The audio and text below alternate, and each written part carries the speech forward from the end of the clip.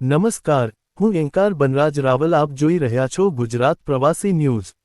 મહીસાગર જિલ્લાના સંતરામપુર નગરપાલિકામાંથી ભ્રષ્ટાચારને લઈને મોટો મુદ્દો સામે આવ્યો છે, જ્યાં ભાજપના ચૂંટાયેલા સભ્યે નગરપાલિકાની કામગીરી પર ગંભીર આક્ષેપો લગાવ્યા છે.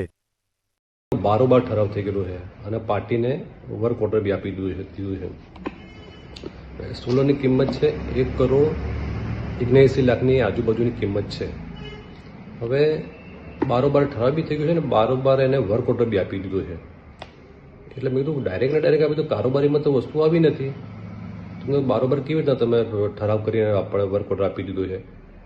તો મેં કર્મચારીને પૂછ્યું કે ભાઈ સાહેબે કીધું કે ઠરાવ આપણે કરી દેવાનો છે એમ કરીને.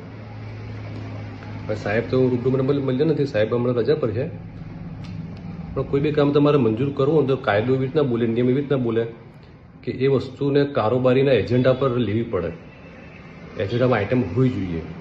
તો એ એજન્ડામાં પછી કારોબારી જ્યારે કારોબારી ભરાય તો કારોબારી એ ચર્ચામાં આવે, ભાઈ ચર્ચામાં સભ્ય કે ભાઈ આને લેવાની છે નથી લેવાની, તો સભ્ય નિર્ણય કરે અને પછી કામનો ઠરાવ અને વર્ક ઓર્ડર આપવાનું હોય છે.